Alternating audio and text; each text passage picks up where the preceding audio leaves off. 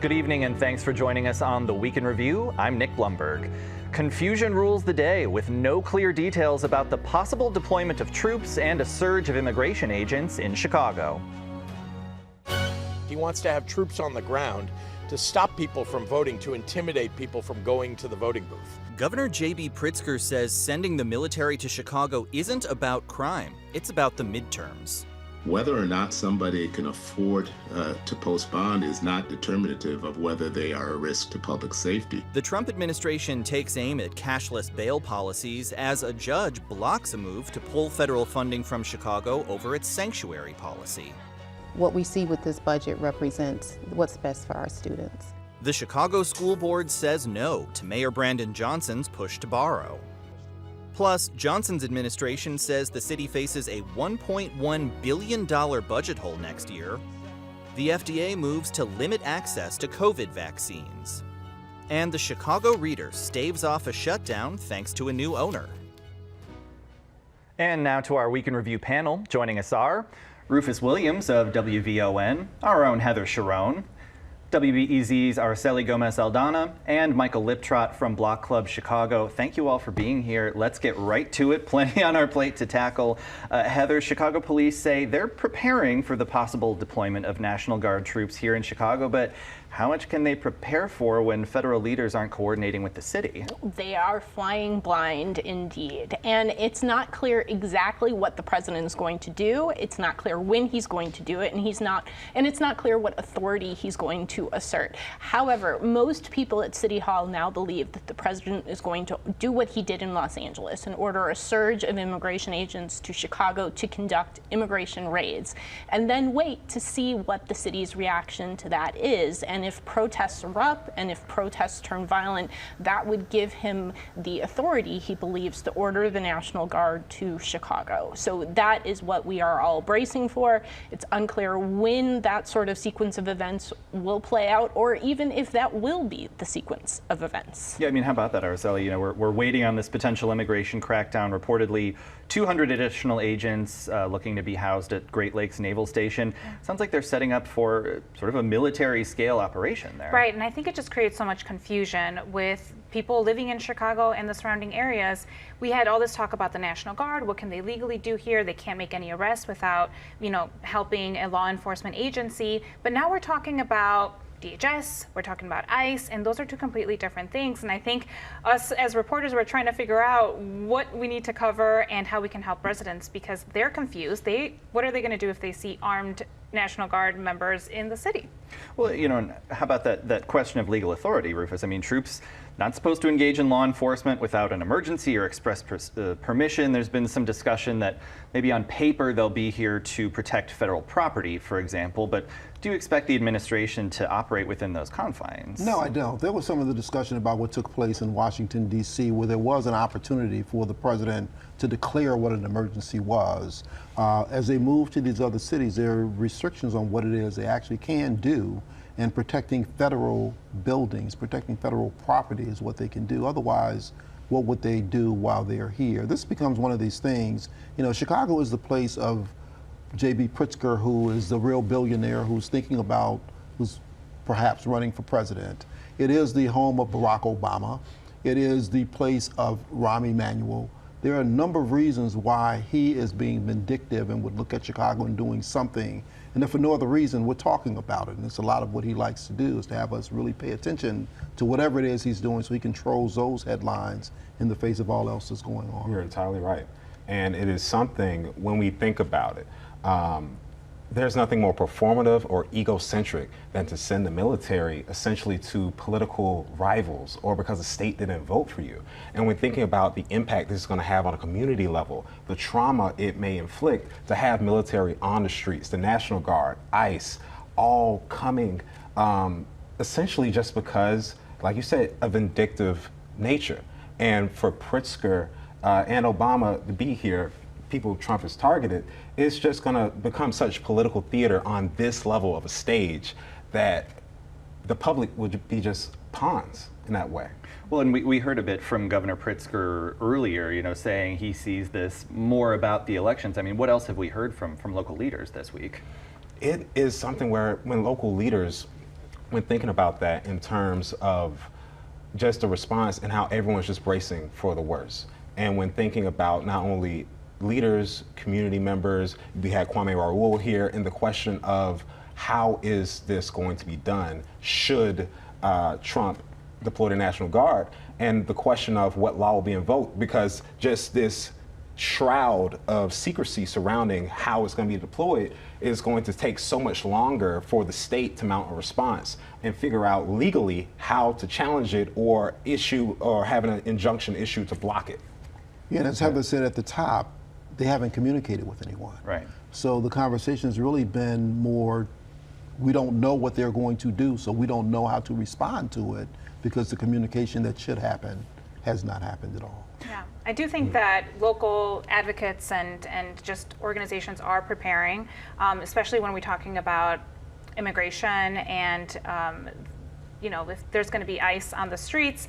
I think that there is a lot of conversations happening locally about how can, communities, especially when I'm thinking about Latino majority communities and neighborhoods, and there's a lot of conversation there as well. And I do think it gets confusing when it's National Guard, when it's ICE, when it's DHS, and people really don't understand. Well, and of course, there's some 2,000 troops in DC right now, over 60 odd square miles. 200 agents over Chicago, Chicago's 230 square miles. Not quite the same infusion, but you have to imagine they're going to be concentrated in certain areas, so it might feel like that influx of troops. Right, and I'm we're kind of looking closely to see what people are seeing, and I'm just waiting to see. I mean, like we've mentioned, not a lot of answers this week. Superintendent Snelling just didn't have a lot of answers during press conference earlier because they just don't know. And Heather, a lot of this, as much as they may want to prepare a legal challenge, some of it by its very nature, I think, will have to sort of be reactive. Correct. So we don't know whether the president is going to nationalize the Illinois National Guard or whether he will send National Guard troops from other red states who have sort of volunteered those troops into Illinois. I think that the legal challenge with Governor Pritzker and Attorney General Raoul has said will hinge in large part about whether or not those troops are sort of native to Illinois or are coming from other states. It's hard to overstate how unprecedented it would be for the president to send National Guard troops from one state into another state. Also, it's going to be a huge challenge for the Chicago Police Department, which is prohibited by state and city law from assisting federal agents in conducting enforcement operations. However, where they draw that line between assisting and sort of stepping back and maintaining the police can be sometimes a blurry line. If the deployments do happen, Chicago Police Superintendent Snelling said will be in uniform, so they're easily distinguishable from federal troops or ICE agents. And he says that he will no longer deploy officers to calls for help if they suspect it's an immigration enforcement operation. Instead, a superintendent or a supervisor will go report back, and if it is a federal operation, no officers will be deployed. That's a change since July, after a big outcry over how CPD handled a previous incident. Yeah, and of course, even if it's troops from within Illinois or certainly troops from outside, they may or may not be familiar with Chicago streets and neighborhoods, so another wrinkle there. Yeah, one thing we can be sure of is that it is going to be very disruptive. It's going to be disruptive to schools, it's going to be disruptive to business, it's going to be disruptive to everything that happens within our city, which may actually be the point. And then thinking about, from a community standpoint, regardless of if it's Illinois National Guard, other National Guard, CPD, the community's relationship with law enforcement, and especially when we think about Black and brown communities, where for so many years that relationship has been tense. Sure. And this week I've been speaking to residents as well as nonviolence advocates, and something that's clear is a lot of the progress that CPD has made, particularly on the south and west sides, to mend those relationships. That if National Guard were to occupy that area, regardless of CPD's active contribution or not, it's still going to hurt. And when we think about things, just trauma in that way, and the trainings, and how many consent decrees that CPD has been under to help improve their practices, National Guard has no understanding of that. And we don't know how involved they're going to be, that might wipe years, decades of work off the books. Well, Michael, sticking with you for a moment, jumping to another big story this week, of which there were many. Chicago School Board, after much debate, approved a budget. No major loan in there, no pension payment unless there's unexpected revenue. Were you surprised to see the interim CEO chosen by the mayor and several board members he's aligned with go against his wishes? From a big picture, yes, it is a bit surprising, but thinking pragmatically about just how the state of the budget is and how much gridlock has been involved, it is something that the way it resolved wasn't too surprising. And one thing I think is big to look at is the $175 million pension payment, as well as the use of TIF funds, and in a way the reliance on a TIF surplus when it comes to the budget, which is wishful thinking, but still it is risky to bank millions of dollars on a surplus, especially with so many different factors that can influence not only the general economy, but whether or not we see that come back in tax increment financing. Yeah, everybody wants a piece of TIF money. Rufus, if say you're interim CEO Macklin King, who hasn't said yet whether she wants the job full time, do you think this could sour her relationship with the mayor somewhat? Well, who would want the job right now? I mean, this is a really tough position to be in. You could say that about the mayor's job, At least, it's true, but here you've got at least 21 bosses. Sure. And you've got this big hole that you're trying to fill coming in. I think when she came in, the expectation in my first conversation with her was about the fact that they would take on this pension payment. So the movement has happened within that process. I think once you get in and you look at what you're trying to do, and if the answer is we're trying to do what's best for children, this outside pension payment doesn't fit into that equation. Mm-hmm. So where they are now, you know, there's a lot that's talked about revenues, TIF funding, borrowing, all these other things. We still have a lot of other parts of this system that need to be right-sized, they need to be corrected. We do need to go back and look at schools that are under-enrolled significantly and see what the impact of that is. There has just been recently this conclusion of the negotiations with the teachers, the conclusion of negotiations with the principals, the payment of a lot of money that CPS simply doesn't have. And how you get through those things. These are the structural issues that they've still got to deal with when they get through whatever they've done in this budget they approved yesterday. Yeah. Well, from the district's budget woes to the cities, Heather, the Johnson administration is out today with the budget forecast, and it is predicting a pretty eye-popping gap for next year. What are the details there? Well, the city is approximately $1.15 billion with a B dollars in the hole, and that is the largest deficit since the height of the pandemic, when the economic catastrophe triggered by the stay-at-home orders sort of blew a giant hole in the city's budget. It gives you a sense of just the scale of the problem. It is about 14% bigger than last year's budget deficit, which was pretty big all on its own, and there are no easy answers left for the mayor to sort of close this gap. And to be fair to him, this is not a disaster of his making. Sure. The city's budget has long been out of whack, with skyrocketing pension payments, increasing personnel costs, and just a massive amount of debt that you've got to make those interest payments on. So this is the first step of sort of a multi-month process. In mid-October, the mayor is going to outline a plan to sort of fill that gap. He has said that it will not include a property tax hike, but that is the best, easiest, and most efficient way for the city to raise revenue, and everybody will be waiting to see what he proposes to do instead. Well, that was surprising.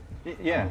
That was really surprising to me, to see him play that card this early of ruling out a property tax hike. And it's something where I get it from from a campaign perspective, that was a promise.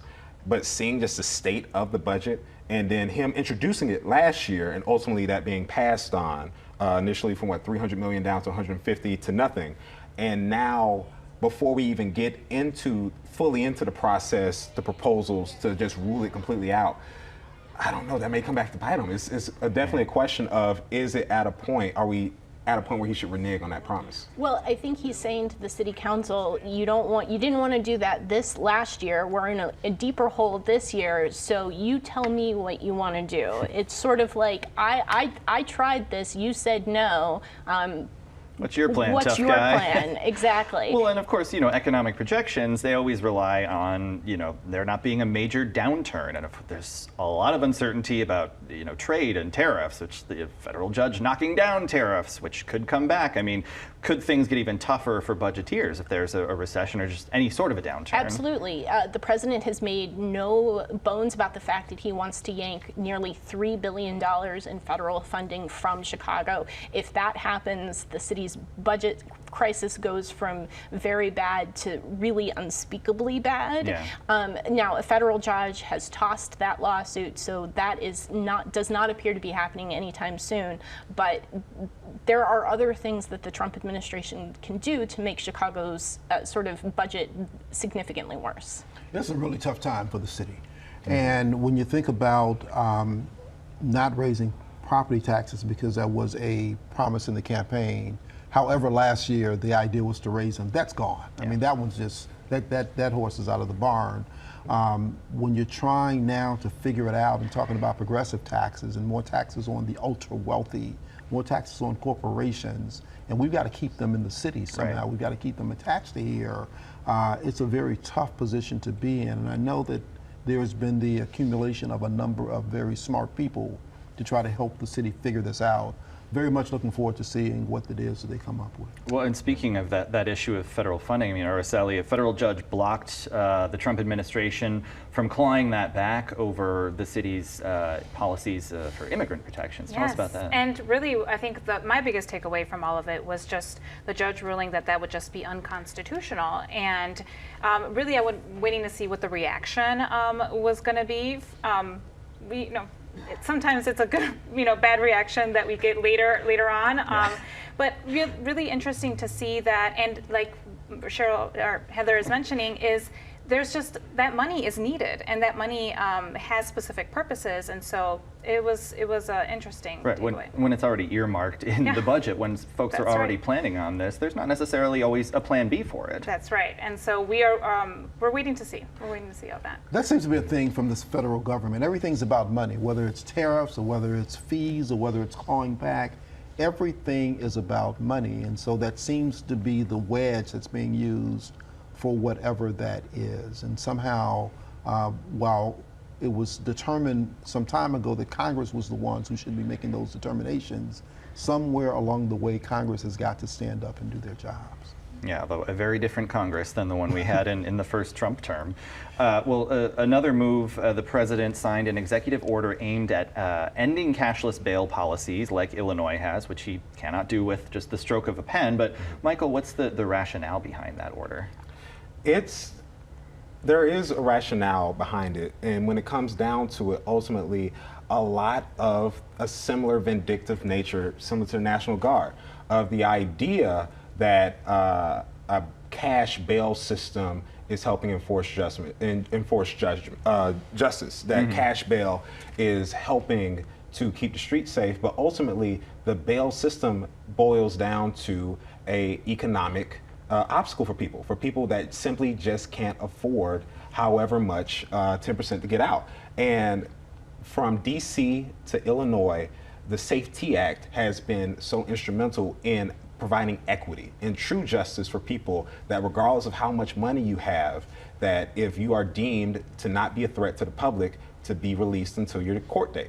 And so now with Trump, similar to the other funding that he's trying to yank, threatening that over cashless bail being instituted, it's making things, as Rufus said, more about money and taking out the humanity of people having their freedom. And these things become, I mean, it's a cashless bail situation. It's also playing out in voting rights, where you're requiring certain identifications that people may not be able to afford to get or be able to afford to have in these different situations. So it's money on that side, but it's also those who have the least who will be most impacted by what these things are that are doing, because it's not about what is good or fair. And to your point, it's really this bail system, as it was taken away, was not about whether, it was about whether or not, not guilt, not anything else. And those who had a lot of money, like the current occupant, was able to get around a lot of things because he has money. But a lot of people who don't will be. And it's that lack of empathy in that way, because as you said, the current occupant of the White House has a recent mugshot. And so it's something where you would think that there would be relatability about the bond and the bail system.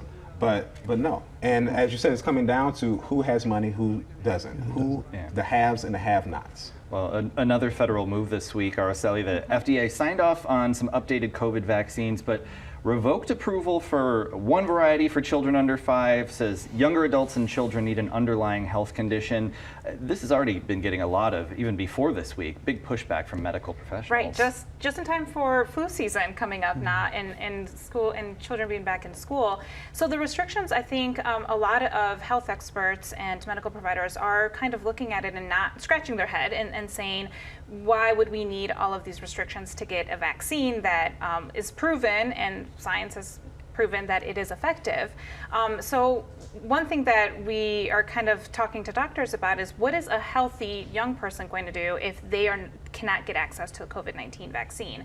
And I think a lot about not that long ago when we were in a global pandemic, and it wasn't just about your safety, but it was the safety of the people that you were around. So you might be healthy and think that you would be okay, but maybe you are around people that are immunocompromised or elderly or young children, and really it comes down to how are they going to be able to, how are young and healthy, quote unquote, none of these restrictions, how are they going to get the vaccine, where are they going to be able to go, and are they going to have to pay out of pocket, because things are not cheap right now. Yeah, I think a lot of folks are anxious about that possibility. Heather, we found out city records show that Chicago has settled with the family of a teenager pinned down by an off-duty Chicago officer. Remind us about that incident. Well, this happened sort of in the midst of debates about how policing should happen and how police use force against members of the public. This teen was suspected by this off-duty Chicago police sergeant of stealing his son's bike. He tackled him, pinned him to the ground, and was actually charged with assault. He was acquitted, and then the family sued the city, and the city settled for $100,000. Now, what's interesting about that amount is that had it been just $1 more, it would have had to go to the full city council for approval. Also, Sergeant Michael Vittorello, he is no longer with the Chicago Police Department after the Civilian Office of Police Accountability recommended he be terminated for his actions, but he is now pulling his pension of a cool $76,000 annually.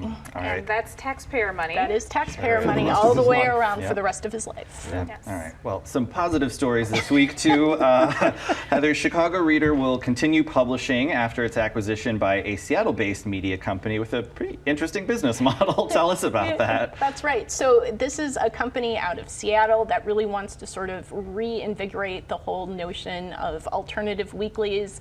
The Chicago Reader was one of the greatest ones, and this is sort of a lifeline for the Reader that's been through a series of ownership changes over a number of years. I think this is kind of a cool thing to see. You like to see papers being acquired not by just a hedge fund, but by someone who has an actual interest in them. Yeah, and I think the company has long-standing kind of history with these types of publications. I was excited to see that the Reader is very committed to still printing that physical paper. And really, in past talks that I've had with the Reader, it is a very important source of information, especially when you're talking about the unhoused community, and that is a lot of the times how a lot of people get their information. Yeah. So it was good news. Yes, And the absolutely. Reader's dedication, like you said, it can't be unnoticed. I was a part of the Reader's Racial Justice Writers Room 2 years ago, and it was really helpful, just that mentorship that they offer, and especially just in this age of journalism. We've all been at shops or shops past that's been hit recently by just the state of the economy. So it is definitely a silver lining. Well, the silver lining for my Friday was having the four of you here, but unfortunately, we are out of time. So our thanks to Rufus Williams, Heather Sharon, Araceli Gomez-Aldana, and Michael Liptrot. And we're back to wrap things up right after this. Chicago Tonight is made possible in part by the Alexandra and John Nichols family, the Polk Brothers Foundation. Additional support is provided by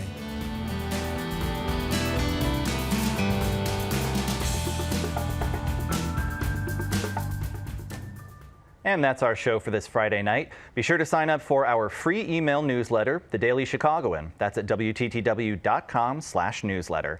And we're off for the holiday on Monday, but we'll see you back here on Tuesday for Chicago Tonight.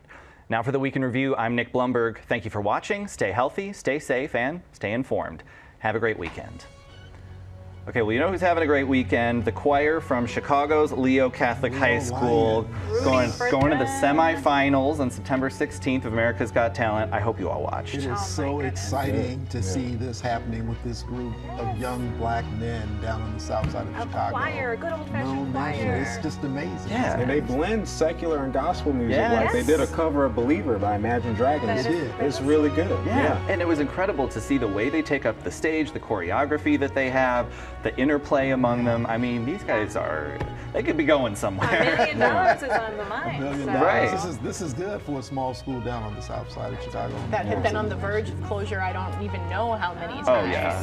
Hopefully for those boys, I can give them a chance for if they want to go to college for a choir, Yes. potential scholarships. Yeah, absolutely. That kind of exposure, you cannot buy that. And it's good PR for Chicago at a time where we are in the president's crosshairs every day. That's it. They are such, they represent so well so many things that are so important. It's just good to see them. And good to see them from Chicago while we're being looked at for all these other reasons. Everything dope.